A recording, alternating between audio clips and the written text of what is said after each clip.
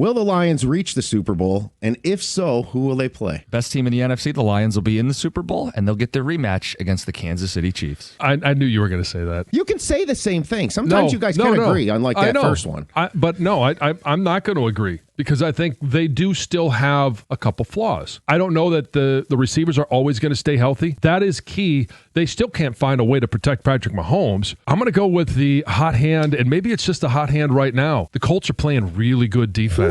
Lions-Colts? Lions-Colts. Battle of Michigan and Indiana? Border war? Sure, if you want to call it that, yeah. Big-time rivalry game.